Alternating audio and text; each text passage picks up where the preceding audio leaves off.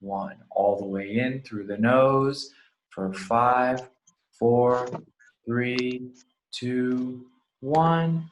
Exhale through the nose. 5, 4, 3, 2, 1. Last 2 cycles.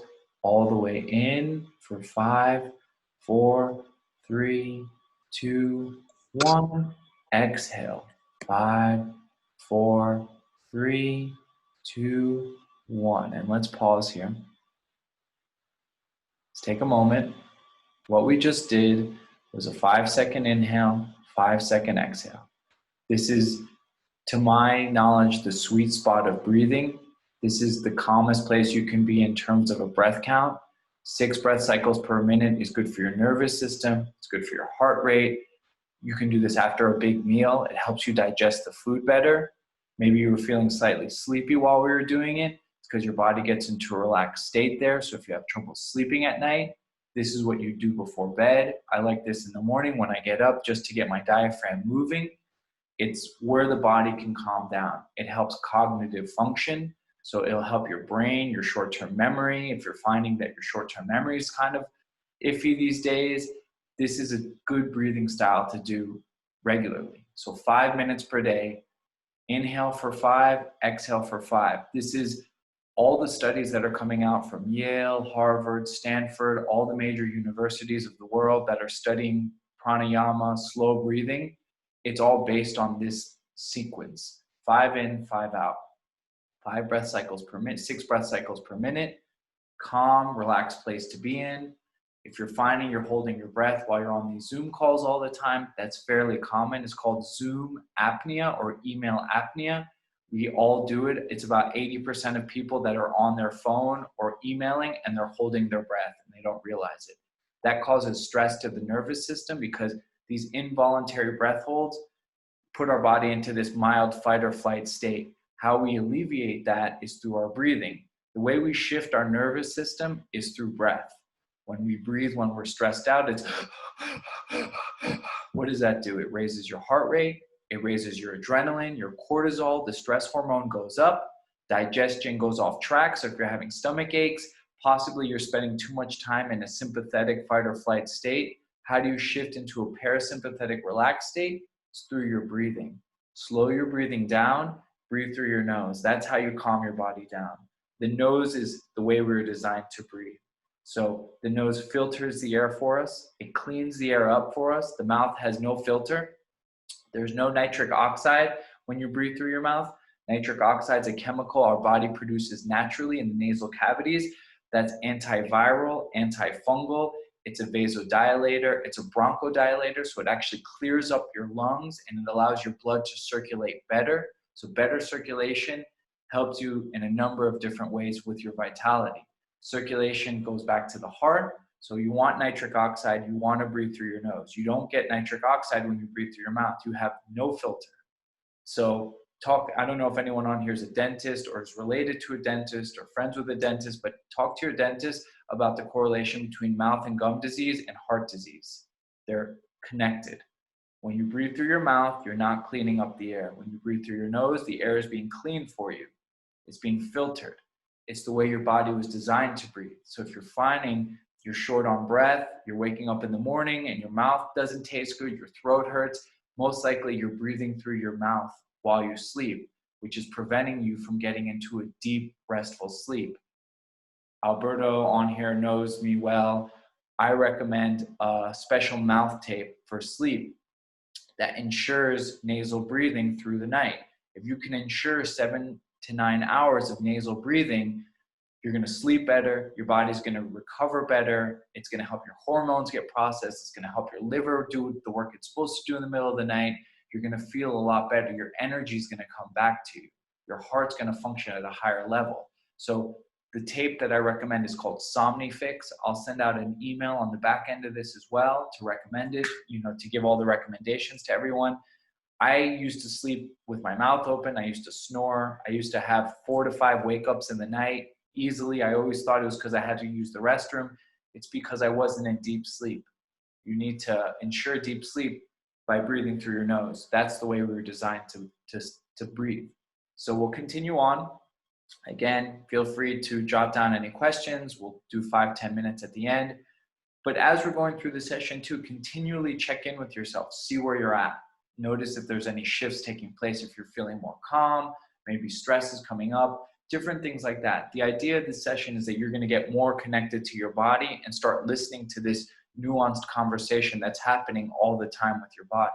When you're stressed out, if you suffer from panic attacks, depression, there's signals that are popping up prior to a major outbreak. If you can start to tune into these signals and use your breathing to calm you down, you can avoid harder things down the road. All right, so let's get comfortable. Let's take a big inhale in twice through the nose. Let's go in twice through the nose. Let's go. Just like that. So let's go double nasal inhale one more time, all the way in twice. This is a natural breath that we all do when we're out of air. Sigh it out. Very nice. Now let's go in through the nose for a count of 4, 3, 2, 1. Hold it. 4, 3, 2, 1. Exhale. 4, 3, 2, 1. Hold it. 4, 3, 2, 1. Inhale. 4, 3, 2, 1. Hold. 4, 3, 2, 1. Exhale. 4, 3, 2, 1. Hold. 4, 3, 2, 1. Inhale. 4, 3, 2, 1. Hold. 4, 3, 2, 1. Exhale. 4, 3, 2, 1. Hold. 4, 3, 2, 1. Inhale. 4, 3, 2, 1. Hold. 4, 3, 2, 1. Nice and easy. Exhale. Relax on the exhale. 4, 3, 2, 1. Hold. 4, 3, 2, 1. Inhale through the nose for 4, 3, 2, 1. Hold it for 5, 4, 3, 2, 1. Exhale. 5, 4, 3, 2, 1. Hold. 5, 4, 3, 2, 1. Inhale through the nose for 4, 3, 2, 1. Hold it. Relax. Just feel the air in your chest. Slow exhale for 5, 4, 3, 2, 1. Hold it at the bottom. Relax. Nice and easy in for 4, 3, 2, 1. Slow exhale for 6, 5, 4, 3, 2, 1. Inhale. 4, 3, 2, 1. Exhale. 8, 7, 6, 5, 4, 3, 2, 1. Inhale. 4, 3, 2, 1. Exhale. 8, 7, 6, 5, 4, 3, 2, 1. Last one. Inhale. 4, 3, 2, 1. Hold it. This time, either hum out the exhale, make it audible, or sigh it out. Let it go. Everyone's muted. You can hum or sigh nice and loud. When we hum or sigh, we activate our vagus nerve. The vagus nerve also helps push us into a more relaxed place. The vagus nerve connects our brain and all of our vital organs, and it moves the body from that stressed sympathetic state that we're talking about, that fight or flight state, into a more relaxed parasympathetic state. So there's a few different ways to move and activate your vagus nerve: humming, singing, chanting, gargling water, going into the cold, like ice baths, and also, what was the other one? Breathing, obviously. So these different ways to allow our body to calm down through the vagus nerve. The vagus nerve is like the super highway of the body. It's known as the wandering nerve. So it helps us shift our nervous system from stressed, tight, holding our breath, to nice and relaxed. So there's a reason why the monks in, Tibet and all these different people have been chanting for thousands of years. They like it, it sounds good, it feels good, but there's a scientific reason to it. It activates the vagus nerve. So if you're, part of a church or a synagogue and you're singing with the group, you're breathing at the same pace as everyone because you're singing the same notes, but you're also activating your vagus nerve. So that's also very calming for you. So all these ancient practices, they all kind of match up in other ways. And there's scientific benefits to it as well.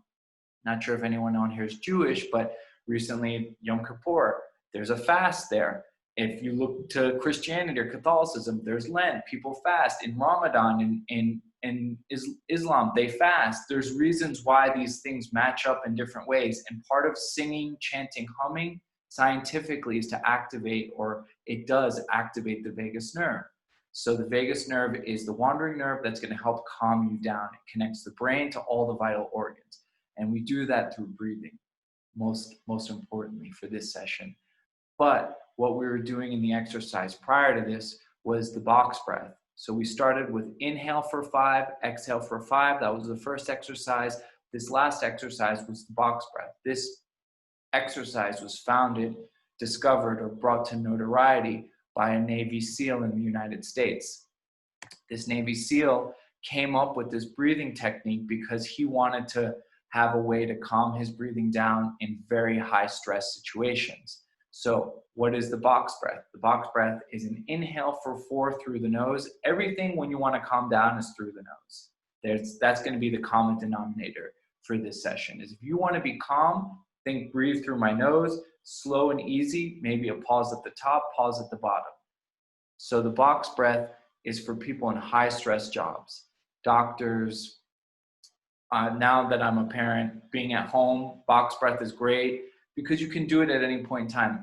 I'm imagining there's not a ton of traffic in the Cayman Islands, but when I used to live in Miami, I could drive in the car, there's traffic in Cayman, okay. So when you're in traffic or you're having, a stressful moment, in for 4, hold for 4, exhale for 4, hold for 4. This box allows you to get control of your breathing rate.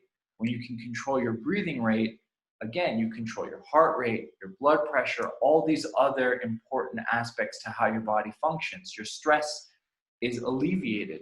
So when I teach workshops where I show people how to sit into an ice bath and relax, what my goal is to get them from this state to nice and calm, nice and easy. Because if I can get you to control your breath in an ice bath or a cold shower, I can get you to help you control your breath in almost any situation. So if you're in an intense workout, if you're into CrossFit or Brazilian Jiu-Jitsu, or even a hard yoga class, what's the goal in a hard yoga class? Slow your breathing down, breathe through your nose. There's a reason, because it calms your body down. So if you're finding you're watching the news a lot and you're really stressed out while you're watching the news, or you're on Facebook or your Instagram and you're stressed and you're not getting more relaxed, probably should turn off the news, close the laptop, take a few breaths, or if you want to continue to, punish yourself and watch the news, at least breathe in a box or breathe 5 in, 5 out, so you can at least relax a little bit and allow your body to decompress some of that stress. So something else we did with the sighing exhale is that we're releasing CO2 from our body. So when we inhale, our bodies inhale oxygen, and we convert this oxygen in the lower part of our lungs, in our alveoli, to CO2, carbon dioxide. we exhale CO2 out. CO2 is considered stressful in the body. So when you're in that CrossFit workout or you're on that run or you're biking or you're swimming and your body's dumping CO2 at a high volume, it's because when you create energy in your body, the CO2 level rises faster. So when you also hold your breath, when you're stressed and you're at your laptop, your CO2 level is rising faster. So you can get this sense of feeling breathlessness or out of breath. Your body releases CO2, it helps it relax because this acidity, this stress in the body is being released. You're letting go of it. It calms you down.